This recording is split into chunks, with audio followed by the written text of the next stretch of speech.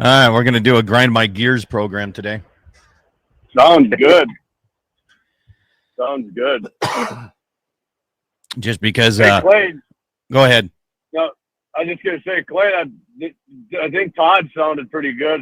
That whole recording there he did of the show yesterday morning. Oh, yeah, I didn't get a chance. Mine, I don't know what happened at the end of that. It was on the iHeart. It was on the iHeart link, though. I can tell you that. I checked my stuff. It wasn't on my stuff. So. Huh, okay. Go ahead, Scott. Sorry. I forgot. I'm playing with my phone system. I know there's a way I can balance you guys out through the phone, and I'm trying to figure that out. Oh. What do you mean balance? Like, Jamie, you're a little bit quieter than Clay because you're on a cell phone. Okay. And just driving and stuff, there's some background noise. Plus, you got those sperm-looking earbuds thing in your ears. And I'm trying to boost you up here a little bit, and I'm trying to figure out. I've never played with it before, so I'm trying to figure it out. Sperm-looking. Oh, that's a good one. Well, those Apple iPods, those white things hanging out of your ear, it reminds me of there's something about Mary when the guy had that stuff hanging off his ear. Yeah. Every time I see people with those in, that movie comes to mind every single time. I'm gonna remember that. I just call them my sperm buds from now on. I think I'm gonna buy the Milwaukee ones I seen on the old TikTok. Really? I think those. Okay, I like the looks of them. I like the little bit better ear cups that they come with. I think they're. Like, what do you mean, like the rubber ones that go in your ears? Yeah, they fit. They kind of mold to your ears a little bit better. All right, I'm going to give you a grind my gears right now. I don't like those because when I wear those at work, then I can't hear people talk to me. Yeah, but I'm saying I understand that, but like for what I do out here, there's nobody else around, so. You got me there. Yeah, I'm just saying, like when I'm in the tractor or the semi or whatever like that, be a little easier for me to hear. Is that OSHA approved then? Yep, they sure are. By the way, when I'm home, I'm broadcasting to our stuff too, so that way, if anyone wants, they can see it there. I actually had a cop at a stoplight once. I looked over and he was staring at me and he told me to roll my window down. So I did. He goes, "You can't have earbuds in when you're driving." And I said, "Would you rather I talk on my phone or would you rather me do it hands free?" "Oh, I didn't know. I thought you were listening to music." And I said, "No, they're for talking." That's not right. You can have earbuds in, can't you? It's not according to this guy. Interesting. He thought I was, because he was just eyeballing me, and I kept looking over at him and finally, like, roll your window down and gesture, Maybe recognize you from your media streams. Well, I thought he was going to say, "Hey, Guns of the 701 kicks ass," but he didn't.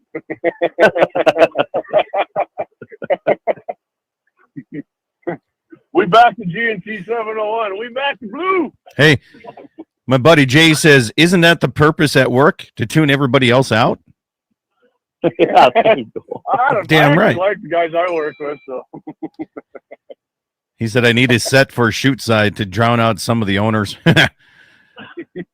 He does all the AIing and ultrasounding. So I don't know if it's just the certain people that I've talked to, but there's been some wrecks, like bad wrecks of not good breed up. So Jay's the bearer of bad news when it comes to good stuff. Everybody loves them, and then otherwise everybody's like, "Come on, man, stop calling opens."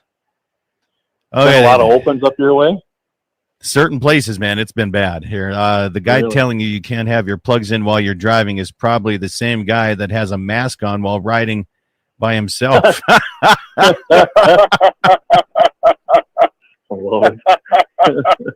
Maybe I should have pulled my sleeve up and had a Band-Aid on there like Taylor Swift's boyfriend on the commercials. What? I don't know. Travis Kelce is doing a commercial. Go get your COVID shot. Oh, good grief. All right, stations countdown to 7 o'clock, 8 o'clock Central Time. Top of the hour here, coming up here in shortly here. Scott Bolt. Good morning. Good to have you out of the South Dakota area. Appreciate that. 7 o'clock, straight up stations on mark. 6 minutes, gentlemen. Or as they say in the Congress, gentle women and gentlemen. Don't assume any gender, Scott. People. Gentle That's people. funny, though, because they don't want that in the nation's capital, but yet when they refer to each other with kicking the Speaker of the House out, they were referring to that as gentlemen and gentlewomen. Wow, yeah, isn't that funny? Don't we have one in the Senate now, though, because of Gav Dog there in California? Gave us a tranny. I have no idea. I don't keep track of trans and transvestites. Well, he appointed a new senator after Di-Fi kicked the bucket. Yeah, I have no idea. Wouldn't doubt Clay it. knows, he told me. I thought it was a tranny, and I think Clay said it's just somebody acting. Coming out of San Francisco, I don't doubt anything like that. Well, I heard she's I don't want to use the word I used on our show, but she's supposedly a lesbian. I don't know if she's a tranny, but she's definitely not with us. Yeah, heavy pro gunner. Found out I'm a lesbian. I am too. Okay. Jay says ultrasounding this year's been good, pretty much average. Getting ready to head to Joe Vesey's today. We'll see. Been a good run so far. Good deal. Yeah, I'll be checking mine here probably in a couple weeks. Yeah, me too. Well, I'm going to wean first. I'll probably do my heifers. I'm going to wean first, and I'm going to ultrasound on a different day, Jay, just so I know you're listening here, so I know you're the I know the dates are getting run in together. That's why I'm going to probably wait a little bit longer to ultrasound, but weaning is going to be a little earlier this year. I'm bringing them home. I'm not going to risk any of these fog days and the snowstorms like I did last year, and I'm going to get them back into my winter pasture and be done. Don't blame you there. Can you have a pistol? Can you have a pistol grip on a shotgun for hunting? Yeah. Yes, you can. I don't know why you can't. Yeah. When I hunted, that's what I had. Game warden looks at it kind of sideways, but it's legal. Yeah. Said get a bolt action. Damn right. Yeah. Make him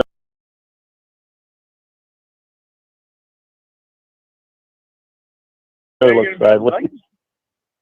What's that, Clayton? Make him really look sideways then and be like, what in the world? Yeah. Bolt action with a, Bud Lee with a pistol grip, with a salt clip grip. Assault grip. I think Todd Mitchell does that in the mornings. Assault grip. I think he's working today. I don't know if he's working or yeah, he is. He said he was going to be member play. Okay. Yeah, he said that yesterday. He was going to be working this morning. Hi, Todd. Might have to dust off Dad's old Ted Williams shotgun. Ted Williams. I don't know what that is.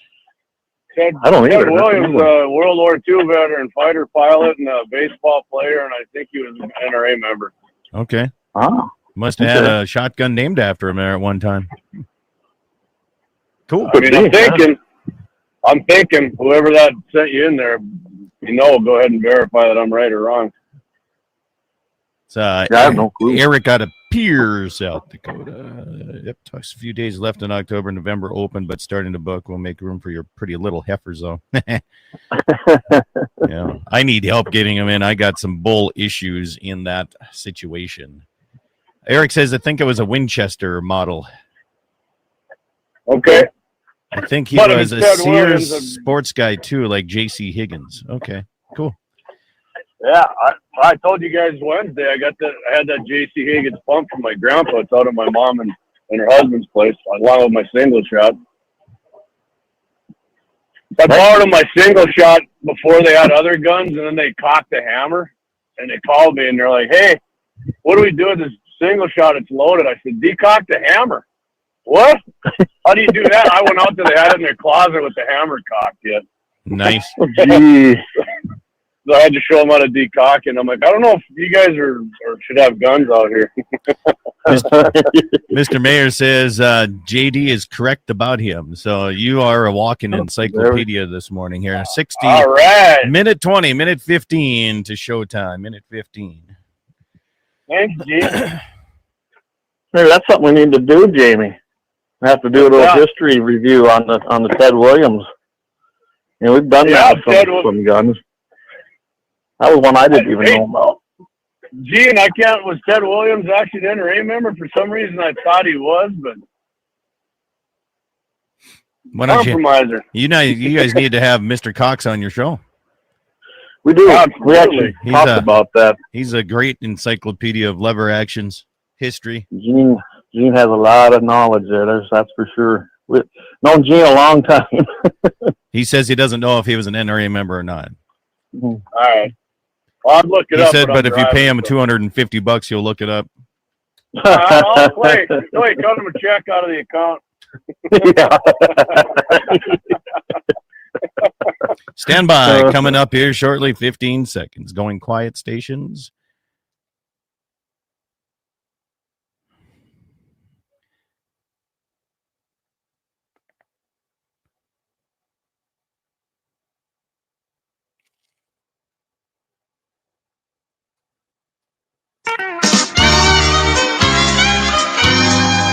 Good morning and welcome to the Saturday edition of Dakota Prairie Outdoors. Good to have you along here on a beautiful Saturday morning. In some areas, right? Pronghorn antelope season opened up in North Dakota yesterday. So those guys are running around here. South Dakota's been open up a week already. But today is the opener of the North Dakota pheasant season. South Dakota starts next week. I don't know why. They should just have them all start on the same time. I think it'd be a lot easier for me to, and especially those that are crossing state lines, all right, and be able to have land on both sides. Welcome to the program on great radio stations like KGFX out of Pierce, South Dakota, KOLY, Mobridge, K-Fire, 550, the Bismarck Mandan, KCJB out of Minot, and also the Voice of the West, KLTC. I'm Scott Bachmeier, Dakota Prairie Outdoors, Saturday edition. This morning, we're going to grind our gears. That's right. Haven't done one of these in a long time. And the guys from the Guns in the 701, Clay Peterson, Jamie Breck, good morning, gentleman and gentlewoman. Good morning. I'll let you guys find out. That's how they refer to everybody in the federal side. And we were just talking about that off air before the radio listeners joined in. Is, you know, when you're watching some of this stuff in the Congress, they call gentlemen and gentlewomen, but then they don't want genders to be labeled. So I don't understand that. That's what first off grinds my gears this morning. That whole politically correct labeling, basically. Yeah, I agree. I assumed you were calling me gentlewoman because you were making fun of my earbuds before we came on live here. So I was making fun of you. I was. So Jamie, you're on your way up to the farm here to do what? Are you going to hunt some pheasant? I'm going to walk with my friends. I'm actually going to do some filming, videoing, whatever you want to call it. Filming. Nobody uses film anymore.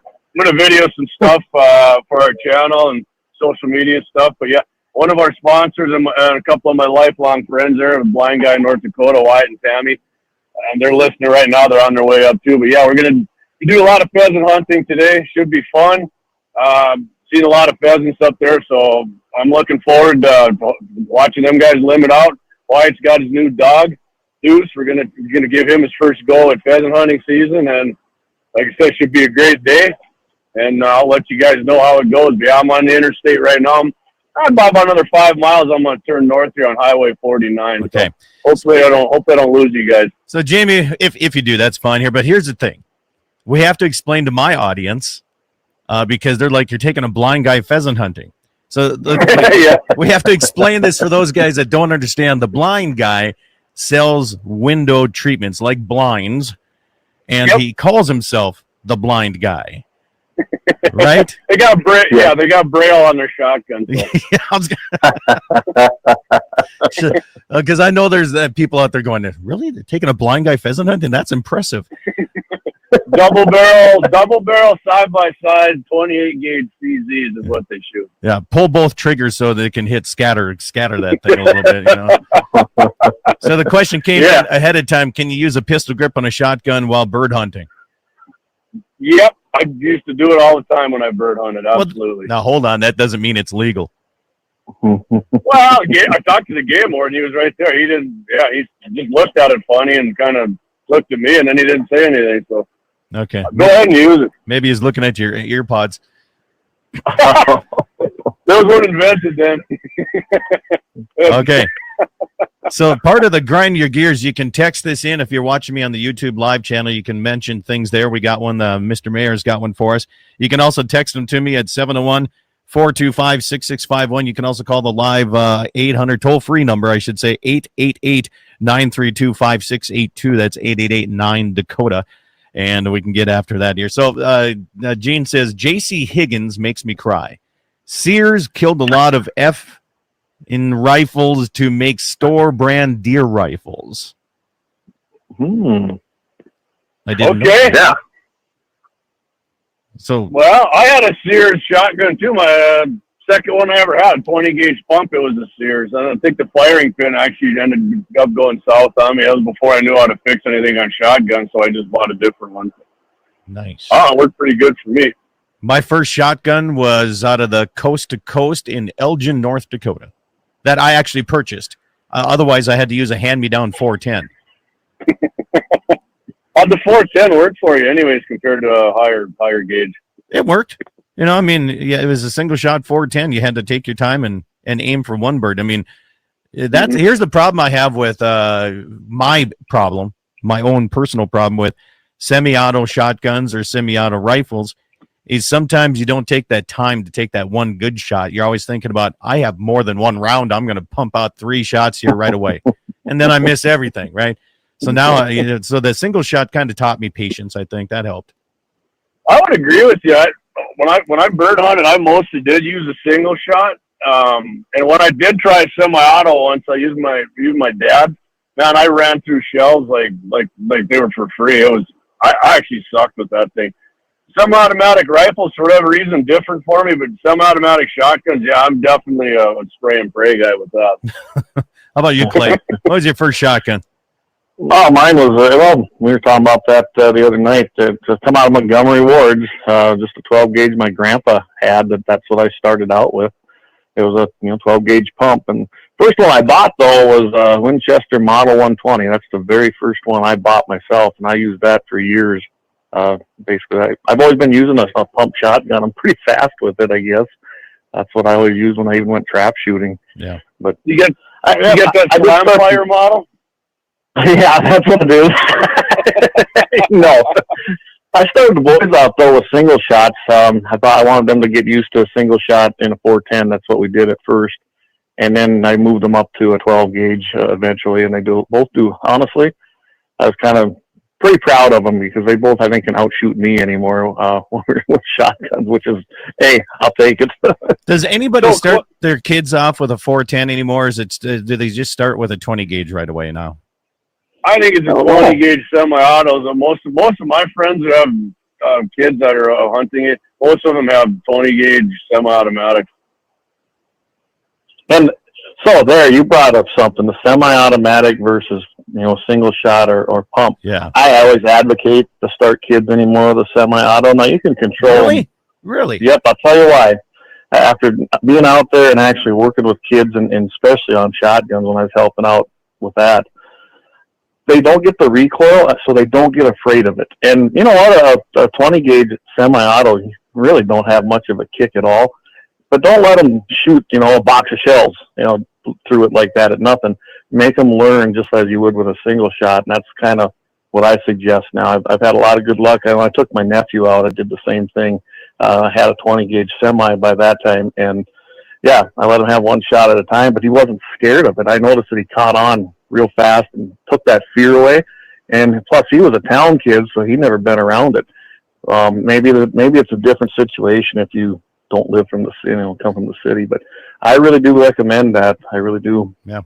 I always thought single shot was a great way to start anybody up because like I said before, it kind of teaches patience and accuracy a little bit, but I never thought about the kick on because you're right. Semi-autos don't kick very much at all.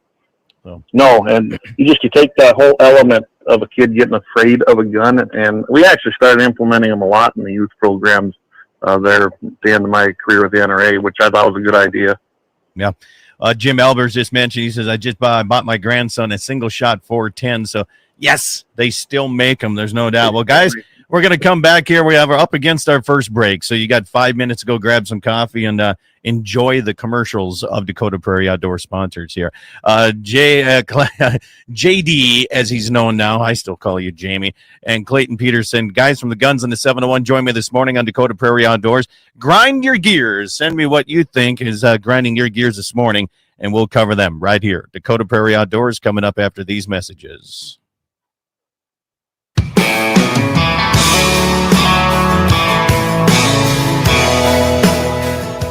Pfeiffer's Auction and Realty would like to invite you to their next auction. Coming up on Tuesday, October 10th, is the Ed Williams Farm Retirement Auction out of Baker, Montana. On Wednesday, October 11th, multiple tracts of land in Bottineau County, Rolette County, Burke County, and Ward and McHenry counties. Also a farmstead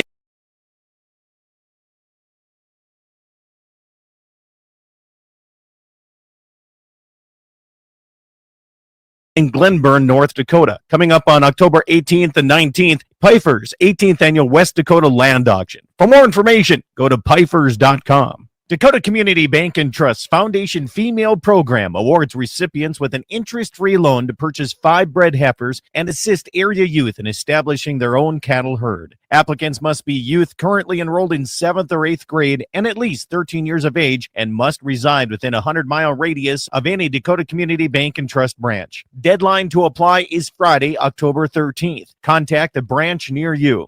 The Foundation Female Program, brought to you by Dakota Community Bank and Trust. MoPro Guide Service, the best on Lake Oahe. Brent and his staff will give you the most enjoyable fishing experience, always having the latest in electronics, gear, and the most comfortable Lund boat on the water. Fish with somebody who lives in Mobridge, South Dakota, the heart of Lake Oahe. If you need a place to stay, the Morest Motel has newly updated rooms with free internet, a family-owned and operated business. Go to OaheWalleyes.com. That's OAHE Walleyes.com for the best fishing experience Lake Oahe has to offer. East Greets West, an annual fundraiser for the North Dakota Cowboy Hall of Fame, scheduled for October 20th at the Valley City, North Dakota Eagles Club. This fun event begins with a social at 5, followed by a delicious dinner, and a very lively auction takes place following the night's keynote speaker, Jeff Gould, telling America's story. Uplifting, touching, and profound, it's a presentation that inspires listeners to consider the sacrifice and blessing of our nation's history. Tickets for this event available at northdakotakowboy.org.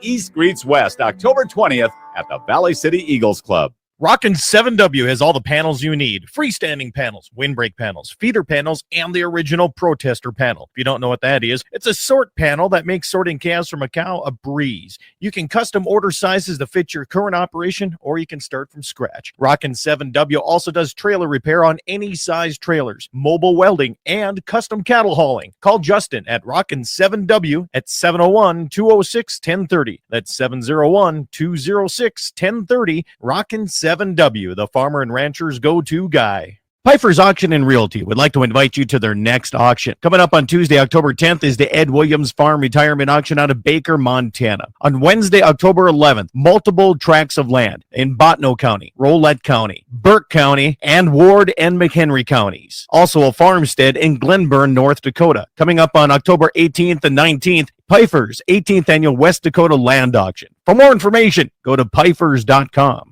Dakota Community Bank and Trust Foundation Female Program awards recipients with an interest-free loan to purchase 5 bred heifers and assist area youth in establishing their own cattle herd. Applicants must be youth currently enrolled in 7th or 8th grade and at least 13 years of age and must reside within a 100-mile radius of any Dakota Community Bank and Trust branch. Deadline to apply is Friday, October 13th. Contact the branch near you. The Foundation Female Program, brought to you by Dakota Community Bank and Trust. East Greets West, an annual fundraiser for the North Dakota Cowboy Hall of Fame, scheduled for October 20th at the Valley City, North Dakota Eagles Club. This fun event begins with a social at 5, followed by a delicious dinner, and a very lively auction takes place following the night's keynote speaker, Jeff Gould, telling America's story. Uplifting, touching, and profound, it's a presentation that inspires listeners to consider the sacrifice and blessing of our nation's history. Tickets for this event available at northdakotakowboy.org. East Greets West, October 20th at the Valley City Eagles Club. Western Frontier Insurance, agents that understand you, your needs, and the community. Whether you're looking for coverage on your farm, ranch, home, or auto, you can trust that Western Frontier Insurance will find you a combination of price and coverage that works for you. No fancy jingles, no talking boxes or talking animals, just good neighbors helping to keep you covered with price in mind. Western Frontier Insurance. Offices in Hazen, Washburn, Wilton, Bowman, and Hettinger. On that road, but don't you worry, one day I'll settle down, and when that time comes, I hope you're still around. I hope you're still around. I hope you're still around. Welcome back, everybody. Dakota Prairie Outdoors continues on the Saturday edition all across the fruited plains of the Dakota Territory.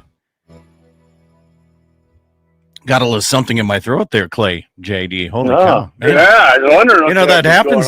That's how you know it's live radio. Everybody else records their programs and does it like all over the place. Not here. It's live. It's one of the, and there's a reason people do it. I could see it. It'd be nice to take a weekend off.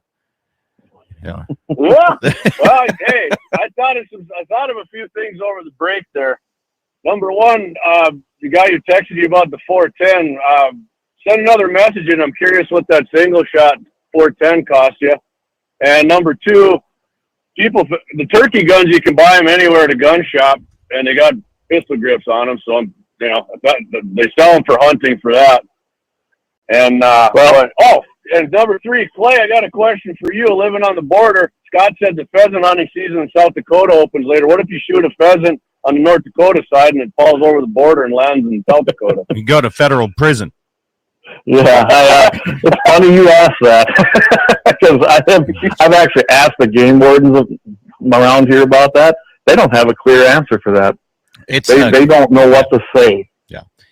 And it's not like you're intentionally going over and hunting that tree roll. I got a caller on here. Let's go to Western Frontier Insurance. Jesse Flath, good morning. You know what grinds my gears? No. Everything. Yeah. That's smooth tires and greasy trails. So a little bit of background now that he was helping haul hay. And we have a very, very slimy, well, it wasn't slimy at the time, but you get like not even a sprinkle on this stuff, and it turns into just grease. And I sat on top of the hill looking through this valley, and I'm like, I had the semi, and Jesse calls me, and he's like, Scott, you better lock your in. And I'm like, okay. So I lock my differentials in, and I'm like, are you sure? Should we just wait here? And he's like, just put the hammer down. So I'll tell you this, guys. I'll tell you this right now. This isn't a place where a semi needs to put a hammer down. It's pretty hard to get through this. And I made it through barely. And then I got to the other side, and he calls me. He's like, did you make it? I'm like, yep. He's like, I'm going. So I sat outside, and I was listening. And all I heard of his pickup is pretty soon. Here comes a phone call. I didn't make it, he said. Yeah, street tires on a pickup hauling a load of hay, so it didn't work well. That's usually how it goes when you say just screw it and put the hammer down. More often than not, when I've done that, it ends up bad for me. So. I still have mud on the top of my stacks on my semi for that thing. So. You probably had the advantage actually going through with a big load like that, Scott. I don't know. You probably got more traction, probably. I am not. Oh, I was loaded. Trucker, so yeah. I was loaded. I just had when I bought this pickup, it had brand new tires on it, but they were what I would call city tires, and I thought, well, I'll run them out. And when I was hauling hay with them on, that was just a bad decision. You going pheasant hunting with your kids, Jesse? What do you start your kids in? Granted, your kids aren't the average size kids. No. All right. I mean, I was thinking of that listening to you guys. You know, I mean, Karina turns 11 here in 4 days. No, she turns 12 in 4 days. It's her golden birthday, by the way. Yep, it's her golden birthday. She turns 12 on the 12th. She is just shy of 5'10" and 165 pounds at 12 years old. Dang, but but I she's can't imagine still why. a 12-year-old girl, you know. So Yeah. I did put her on a semi-automatic 20 gauge that I borrowed from a buddy of mine. It was his youth gun when he grew up, and she was able to shoot it. The recoil wasn't the issue; just the weight of holding the gun up was a struggle for her. She was able to hit 3-4 clay pigeons. I think I threw about 8 or 9 of them for her. She liked it. Then that was last year, so we have not shot this year. We'll see if we get out. It's going to be a nice day today. I know they're going to the pumpkin patch today, but maybe tomorrow we'll try to get out. She really likes shooting. She shot her first youth deer last year with 22-250. She'll partake in another youth season. Normal season now. We didn't go out for the youth season this year because of the weather, but she is my hunter. My 9-year-old, she just, Your 9-year-old, not really interested. Yeah. Oh, yeah. Got my first call from the principal's office the other day, Clay. I thought of you. I was going to call you. And Caitlin got picked on a recess, and she stood up for herself and dropped the hammer on some boy. So Good for her. Outstanding. Yeah. I don't know if the principal was real impressed with me because I was laughing the whole time he was telling me about it, but whatever. I'm impressed. That's great. I bet he won't pick on her again. I was guessing not, because it sounds like there's some pretty good tears involved, but She stood her ground. She did a great job, I tell you that. So Jesse, all right, boys, I'm working hold on. a concession stand at a volleyball game. So Hold on, Jesse. One question. JD's got a question for you. Oh, okay. what kind of bullet you use in that 22-250 for the deer? Funny thing is I was gonna load her up some quote unquote deer bullets, some lead pointed 55 grains. I did not have time, so we just went with the old 55 grain VMAX varmint bullet, and she dumped that doe with one shot like she hit it with a semi. So I don't know. All of the discussion and the thoughts and all this stuff on different bullets and all that for deer. Anymore, I consider deer a light-skinned animal, even mule deer. Yep. If you hit them and hit them right, it doesn't matter. Now, if we're talking moose or elk or bear or something like that, all right, now we got to start making sure we have the right bullet, big enough gun. But when it comes to deer, especially whitetail doe, use whatever you have. It don't matter. Gene Cox said they're all deer bullets, guys. That's right. That's right, Gene. Right. Absolutely. All right. I got to work a concession stand in a volleyball tournament, boys. I'll listen to the rest of the show. Okay, thanks, Jesse. Appreciate the call. You bet. 888-932-5682. That's 888-9-Dakota. A few mentions here. Okay, we were talking about taking game and if it falls on the wrong side of the border. I got a lot of requests. I got a lot of messages here. So Matt Herman says the game warden told our hunter's ed classes that if a bird or a deer crosses the border, you cannot retrieve it. And then Brian says if you retrieve it, you end up in jail with the hardened criminals like the mattress tag pullers and such. Love it, Brian. Fellow MVE there. So I'll give you a little insight on that. So, like I said, I've actually asked the game warden, and I've gotten conflicting answers. They don't seem around here to really know what to tell you. But I had one of them tell me that, well, probably you shouldn't cross the state border if it falls on the wrong side. And I go, okay. He said, but so then I'd be guilty of wanton waste, wouldn't I? You should have seen the look on his face then. He was very puzzled. So I actually literally, if you think about it, I literally could shoot one on the North Dakota side. And you know how deer are. If it isn't a complete heart shot, it might jump a few feet onto the other side. I mean, my land goes right up to it. So, yeah, it's an interesting question. I kind of look at it this way. What they don't know, don't hurt them, and just move on with your day. I'm going to throw this at you. So I think some of the rules, both North and South Dakota, they allow the game wardens to kind of have their own opinion on things. Now, each person, like you and all three of us, have our own opinion on different things, which I feel in some ways is good, in some ways might not be as good. But on a case like that, it's like you live right there. Your tree row of your house, I mean, you can literally shoot a pheasant and it can land on the South Dakota border or vice versa, right? So, I mean, I understand that, and I think they do too. I really do, but to actually have a rule that's black and white, I think they keep it gray for a reason, and that's to let them have their own discretion about it. And you know that's what grinds my probably gears best. about that, Scott, but there's great rules. I see what you're saying, and I to a point I agree, but what chaps me about one of those rules is established trails. But you can call game and fish, and they won't even tell you what it is. Don't start with trails and me in this country, my friend. Yeah, so I tell you what, Okay. if I can see it, I said if I can see it from Google Earth, would you consider that a trail? Well, yeah, I said, Absolutely all right, not. I hear no. We're up against the break. We're going to get into this, guys. You want trails that are established now. We'll cover that coming up our way. This is, of course, all people's opinions here. You can chime in on this too. 888-932-5682. Back after these messages.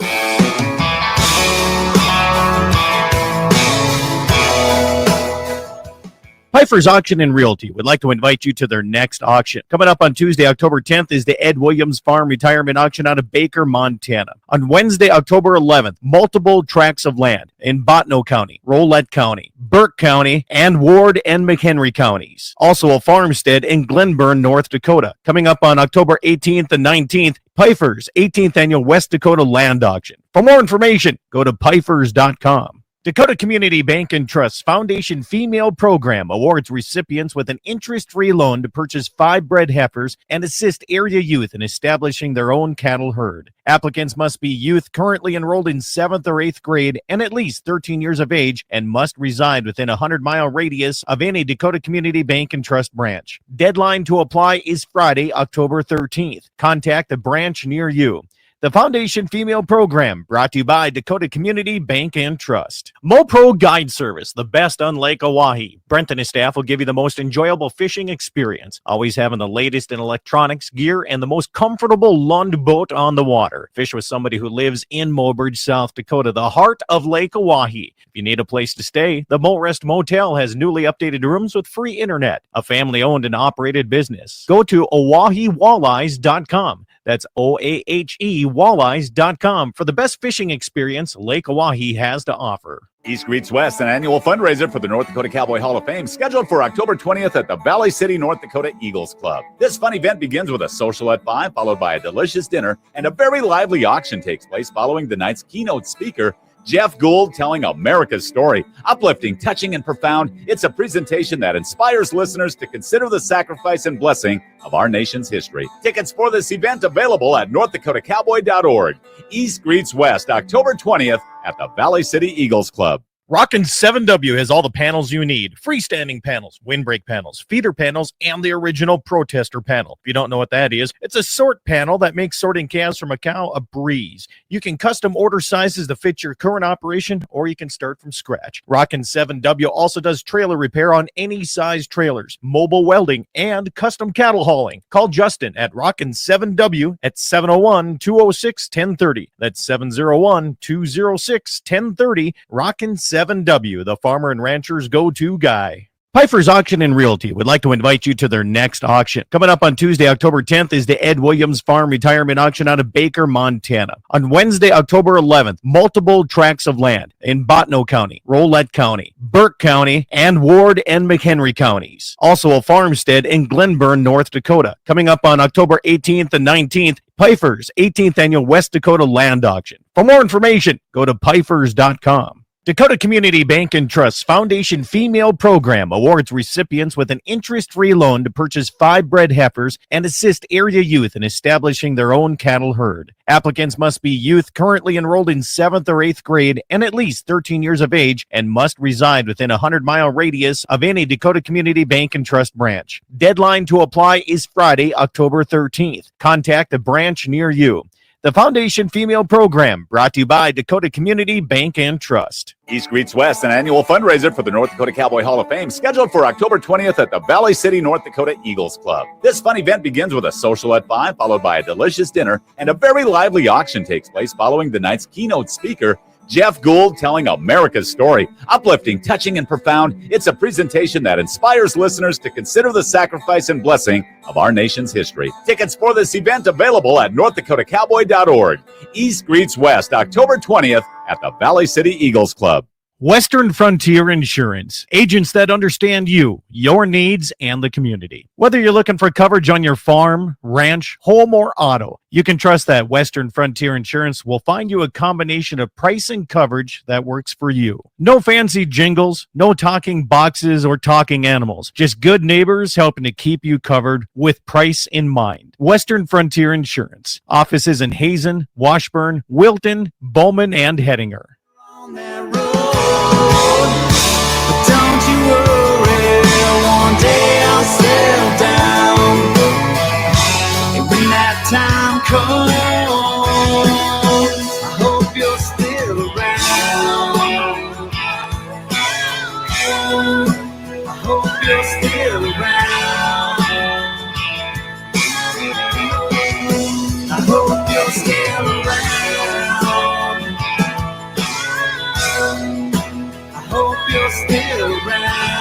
Welcome back, everybody. Dakota Prairie Outdoors Saturday edition continues all across the Dakota Territory and around the world on my live YouTube channel, Dakota Prairie Outdoors Radio. And a big thanks to Benny Paulson and his band Breaking 8 for giving me permission to use that music each and every Saturday here. And I was actually finishing hauling when I wanted to finish, but I still got a load and 3 bales left to go yet. And I was using his music to keep me rolling down the road in the semi. Clay Peterson, Jamie Brecht, my guest from the guys from the Guns in the 701. I got to go back here, Jamie, before we get an argument about trails. I got to go back here. I'm probably going to agree with you. Probably, but not many people will. But it's different if you live out in the here when you got a lot of Forest Service property surrounding it out. First, we got to back it up a little bit. So Eric out of Pierre area, he says, I started Joseph, his kid, off shooting a 410 pump.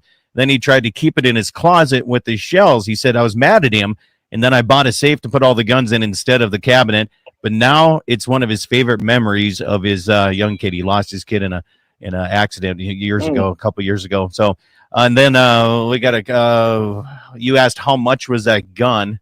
Yeah, 410. Jim says, I bought that for 10 at the gun shop in Miller, South Dakota, about 4 years ago for around $200.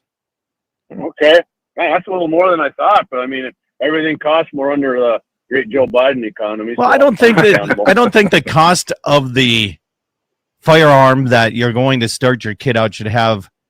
I think there's other things to think about. You know, I'm just saying. I thought a new one was like $110. Holy cow! How old you are, there, Jamie? When's the last time you bought a shotgun? Man. Well, single shot was when Kmart was still open.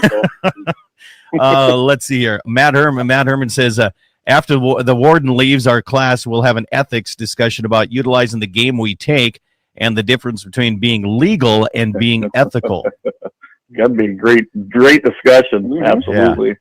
Hey, I updated. I don't know if you saw that, Scott. I updated. Just popped up. Go ahead. Yeah, I looked it up on the Game and Fish website for North Dakota. All it says about basically being legal as far as firearms, legal firearms and ammunition, game birds and waterfowl, only firearms no smaller than a 410 gauge and no larger than a 10 gauge loaded with shot capable of holding more than 3 shells. That's all it said. So I would say pistol grips are good. All right, so we're going to go on to this before we get into the trails.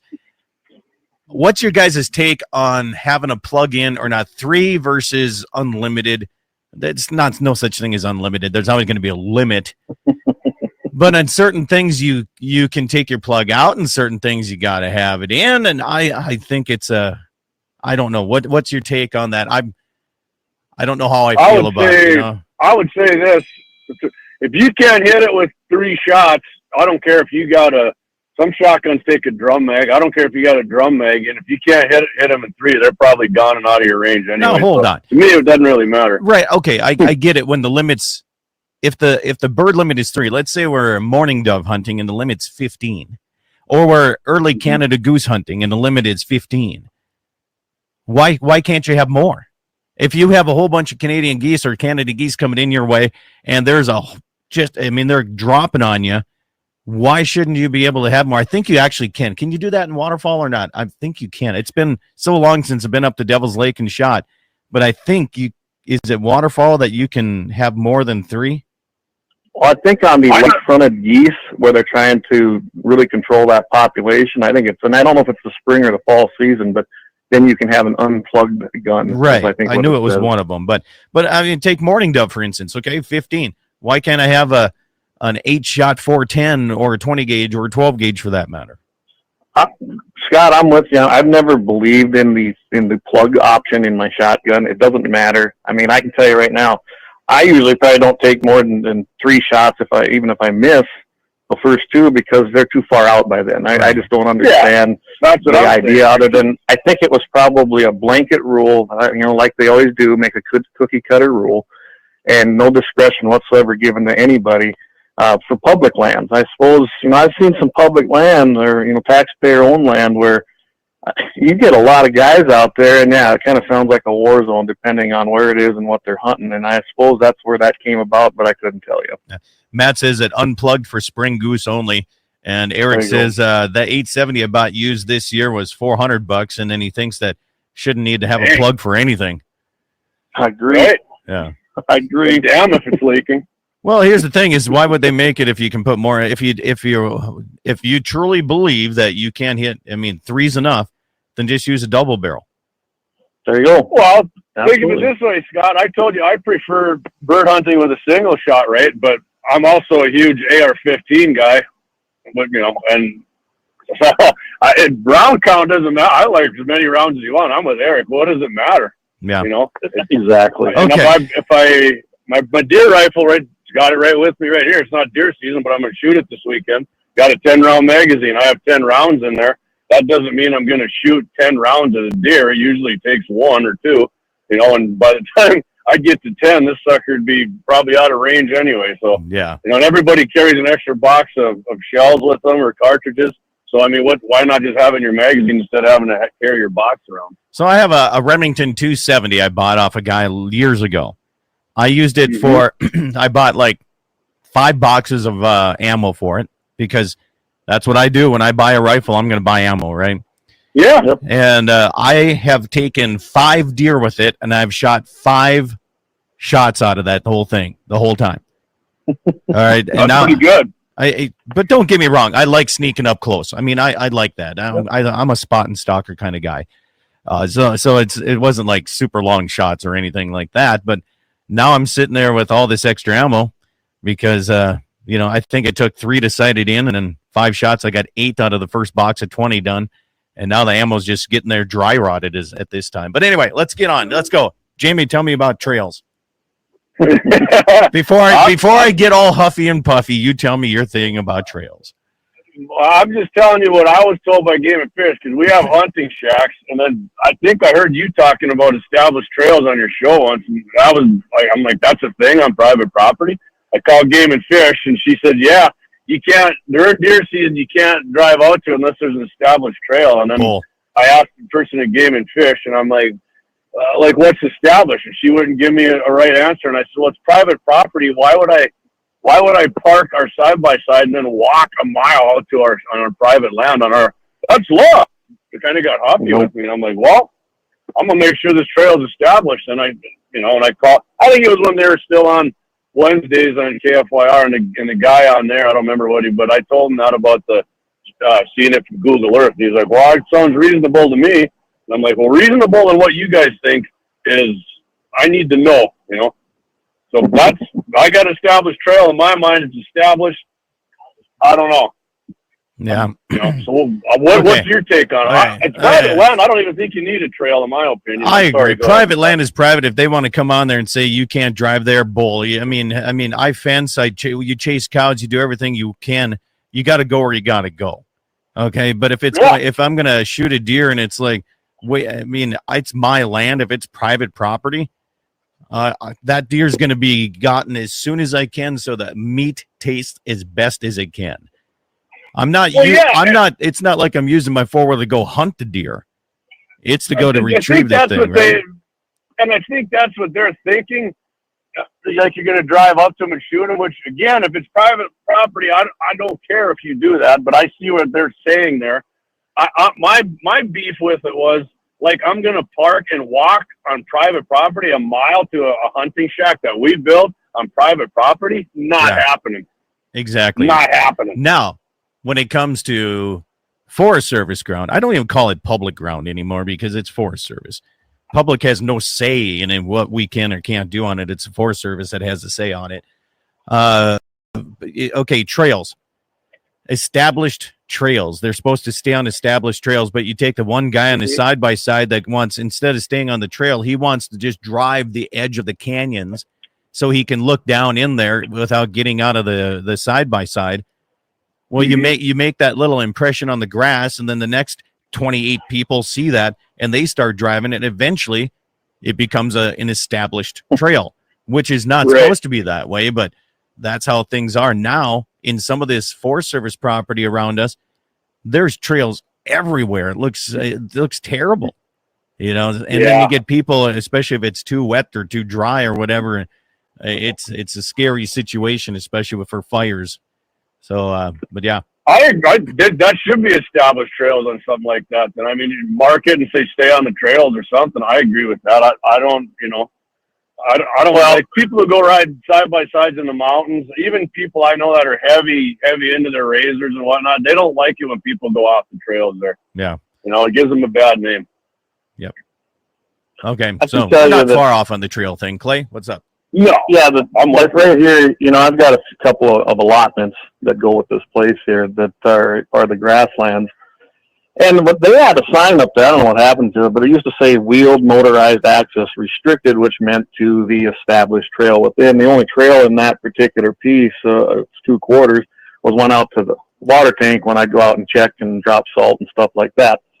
I don't know if that's still the rule, but I know there's no sign up there anymore. Is that similar to what you got up there with the Forest Service tax-funded land? No, they took all those signs away because they got public pressure about, oh, we want to be able to drive out there. We want to be able to enjoy it. We can't, you know, that's the biggest thing that I have an issue of. If you're going to come out here and hunt, and instead of cutting through my private property, that's private property, and they have no easements across it, and there's no way stop at the corner where there's already federal ground and walk.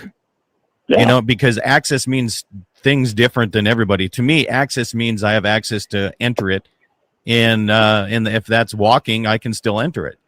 In some people's minds, it means I want to bring my pickup and camper and my ATVs out here, and I should be able to go through your private property to get there. And some places they are, and some places they're not allowed. But I think that's the problem is, you know, what was it back 10, 15 years ago? The Forest Service is trying to do the road management update. They're trying to update these maps. Right. And it's been shut down by the public so many times, and the private owners are like, yeah, let's update these, because even in our place, they're showing trails going into places where if you take that trail, you are going to fall off a 100-foot cliff. I mean, it's got eroded out and it's done. It's no longer there. And they had these trails from back in the, 60s, 70s, 80s, and all that kind of stuff. They haven't been updated forever. And they do need to update that, because even during the 80s, there was some land trade, some surface, you know, they traded some stuff out. So now that's not Forest Service anymore. And they didn't have the idea back then to get easements to allow access, and they didn't on a lot of it, especially south of the interstate.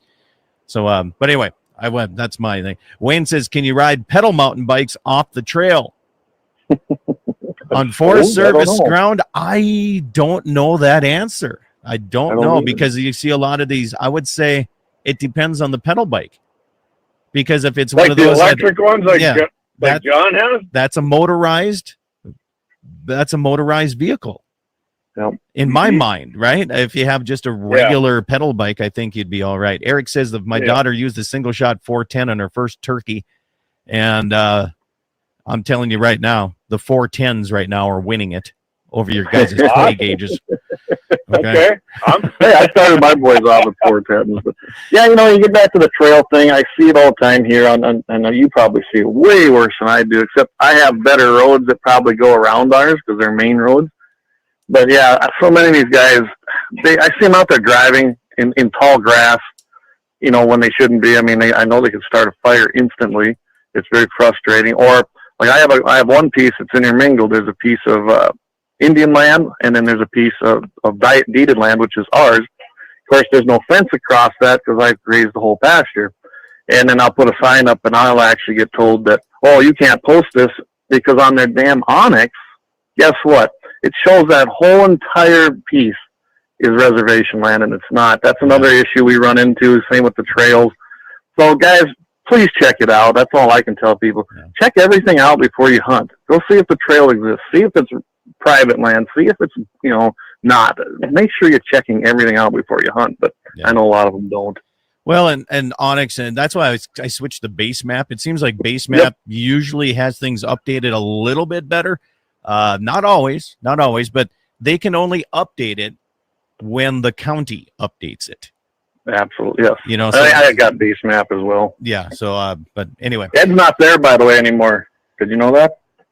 Good. So he quit. I know he did. I know he told me what was going on there. All right. So go ahead. I'll give you a quick temperature update right here. Just a little west of Zap. It's 28 degrees right here. Zip to zap. I was not old enough for that, but I heard stories. All right, here's a hot button here. We only got a few minutes left, guys, here. Hot button topic. Can or should you be able to fish public water over private land? That happened in South Dakota. Yeah. I look at it like this, Gene. I know they pay taxes on that land. And what he's talking about is when the water comes up and floods it, should you be able to fish that? I don't know. I know the land's being paid on taxes. Should you be able to enter it from the private land that it's covering? No. Should you be able to fish over the top of it? Well, I don't know. I have no clue what the answer is on that. How could they get public fishing or a public pond without having access? Well, who designed that? Well, what they're talking about is you got those big areas, say, way east over there in South Dakota by Waugh Bay. Oh, yeah. And then you got the high water marks law, which is actually in South Dakota codified law, where you can enter through the high water mark wherever that may have been. So there's a lot of issues there that need to be clarified. And they still haven't fixed that issue, by the way, in South Dakota. Bottom line, cross over private land, you need permission. Bottom line. That's probably how it should be. Yeah. No matter what happens to the water. Does that mean, you go to the high water mark? Okay. Does that mean if it dries out, does that landowner get to go extend his field that much further? No. What if you take a drone and then hang your line and jig off it and go over the water and then jig with your drone? Hey, you guys laugh, but I guarantee somebody's going to press the issue on that. Eventually, we're going to hear a story about that. Well, I'd like to know. Northern grabs it and yanks the drone under the water then. When I always hear the word public waters, I'd like to know who gave the states the rights to just take control of water. I mean, they can pass a law and give themselves the right, but it's not their water. It never was their water. So that's one that's always, talk about grind my gears, is when states and government take control of something they had no right to. Yeah. So. Yeah, Water's here. Brian says, just for anyone that may know him, longtime local cowboy, teacher, and saddle maker Rex Cook passed away on Thursday at the age of 95. Still roping and branding this past spring. Rex, Godspeed to you there. Thanks for letting us know about that, Brian. That's a good run right there. 95 years, and you're still out doing brandings and working cattle. 95, that's pretty awesome. Yeah. On a side note, much as I don't like giving Biden credit for anything, the meat puppet actually signed a bill that put back in funding for hunter safety and archery in schools. That was taken out in the Bipartisan Safer Communities Act, Clay. But yeah, I guess I'll thank Joe for that. I think that when I took hunter safety, it was in school. It was in our country school. And now they don't allow anything near the schools. I wish they would teach it. It was required. Like all of the kids had to take it, whether you hunted or not. And I think it's a good idea because at least it teaches you safety. Like if you find a pistol on the playground, right, you know how to properly handle it to take it to somebody. Well, I always say this, Scott. I was forced to take golf when I was in gym class, and I can't stand golf. So, and I still had to take it. And if you don't like guns or hunting, you should still take hunter safety. And it's actually a life skill, not something you go out and do and drink beer on the golf course. Okay, now you're invited next year to the Cowboy Hall of Fame golf tournament. Hey, you're taking a Thursday off next September. I'll get you the dates here when they get it to you. Yeah, let's do it. You'll find the good side of it here. But guys, give us a little information. Clay, where can they find the guns in the 701 and all that good information before we got to leave here? Yeah, hit our website, gunsinthe701.com. A lot of information there, all our past episodes as well. And of course, we can hit us on Facebook, same name, and on YouTube. That's our three main places that people find us. And everything you need is right there at those places. 6:00 p.m. Mountain Time on Wednesday night, 7:00 Central. Jamie, what are you hunting today? You got 10 seconds to tell us. You bet. Going out with my friends here shortly, a couple miles from the farm, hunting some pheasants, going to do some target shooting, and sounds like the beavers are back, so I'm going to be trying to put some holes in them. All right, well, have fun with the blind guy. I hope you can hit something. I'll let you know. Awesome videos up on our channel, so check it out. Sounds good. Clay and Jamie, Guns in the 701, check them out if you want to on their website and social media. As for me, have yourself a great weekend. Eat some meat, drink some milk, wear wool and fur. That was what I had to add in from last week. Have a good one, everybody.